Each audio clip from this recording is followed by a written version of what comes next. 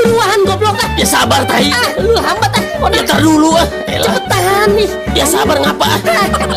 Halo guys, kembali lagi kita akan membuat prediksi cerita untuk judul Tuntun Langkahku Part 6. Jangan di skip ya karena ceritanya semakin seru dan lucu. Akhirnya Kona ketahuan mokel sama orang tuanya. Kona pun disuruh pulang. Sesampainya di rumah Kona diomelin ibunya. Dia diancam tidak akan dapat uang THR jika melakukan itu lagi. Bapaknya juga menasehati Kona kalau sekarang dia bukan anak kecil lagi. Dia harus belajar puasa full karena sudah dewasa. Kona pun hanya terdiam dan menyesal.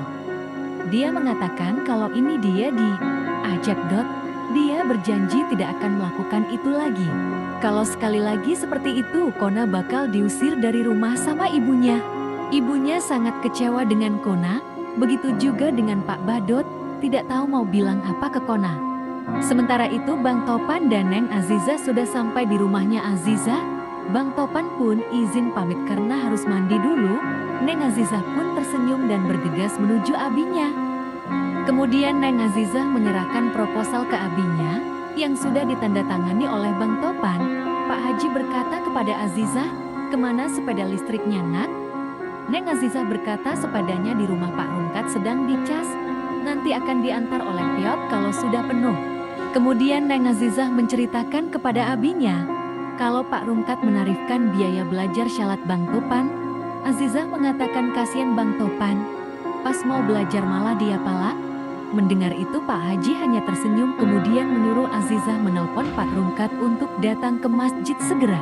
Kemudian dengan senang hati menelpon Pak Rungkat untuk menyuruhnya ke masjid karena dipanggil abinya. Kemudian Pak Rungkat pun menemui Pak Haji di masjid. Di sana sudah ada Pak Haji. Pak Rungkat pun ditanyain oleh Pak Haji maksud dari Pak Rungkat yang mengenai tarif syalat Topan. Pak Rungkat kaget kenapa Pak Haji bisa tahu. Pak Rungkat mengatakan kok Pak Haji bisa tahu. Kemudian Pak Haji bilang tadi Azizah yang kasih tahu. Kemudian Pak Rungkat diminta menjelaskan kenapa Topan dipalak juga.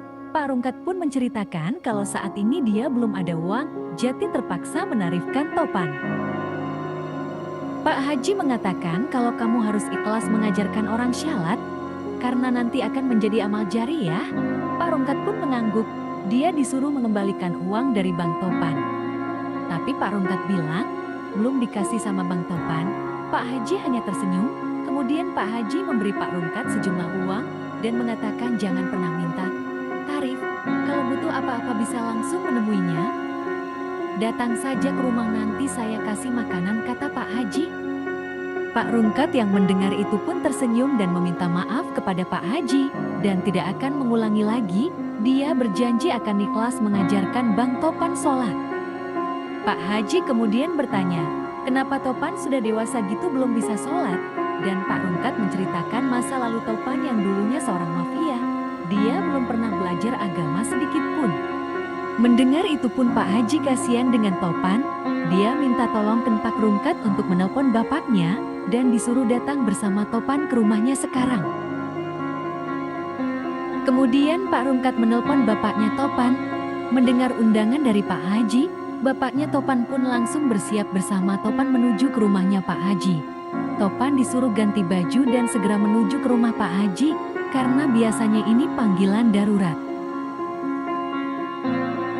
Setelah itu Bang Topan dan bapaknya berangkat menuju rumah Pak Haji. Dalam perjalanan Bang Topan bertanya ke bapaknya, ada apa kira-kira Pak Haji mengundangnya ke rumah? Bapaknya pun bingung, nanti kita akan tahu di sana kata bapaknya. Sesampainya di rumah Pak Haji, Topan dan bapaknya dipersilakan duduk, kemudian Pak Haji mengatakan, kamu kenapa belum bisa sholat di umur segini? Bang Topan pun menceritakan asal-usulnya. Bang Topan mengatakan dia diangkat oleh seorang mafia di Bandung, dia dibesarkan dalam keadaan tidak pernah mengenal agama, bahkan dia tidak tahu bahwa dia punya Tuhan yang harus disembah. Mendengar itu Pak Haji hanya tersenyum, dia mengatakan kepada Bang Topan, syukurlah kalau sekarang kamu bisa mengenal agama saat masih sehat. Kemudian Pak Haji mengatakan kamu harus belajar yang benar ke Pak Rungkat, nanti jika kurang jelas belajar aja ke sini. Dan Pak Haji mengatakan lagi, saya butuh orang sepertimu yang masih muda sudah bisa bertanggung jawab menjadi RT. Dan Pak Haji bilang, jika sudah benar belajar agamanya, rencananya akan dijodohkan dengan Azizah jika Topan belum punya pacar. Mendengar itu Topan dan bapaknya kaget, kok tiba-tiba dijodohkan saja? Padahal Bang Topan sebenarnya hanya ingin pacaran saja dengan Azizah belum siap untuk menikah. Kemudian setelah itu, Bang Topan dan bapaknya pamit dan masih tidak percaya apa yang dikatakan Pak Haji barusan. Dalam perjalanan Bang Topan mengatakan kepada bapaknya kalau untuk saat ini belum siap menikah karena dia juga masih memikirkan Nona Alan.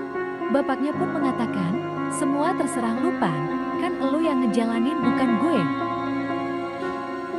Nah guys, cukup sekian dulu ya prediksi ceritanya. Oh iya, ini hanya prediksi saja bukan spoiler, karena ini cerita ngasal. Kalau nggak bener nanti kita buat lagi prediksinya. Karena cerita asli hanya ada di channel .design ya. Sekali lagi jangan lupa like dan subscribe ya. Sampai jumpa besok lagi ya. Selamat berpuasa dan sampai jumpa. Dadah.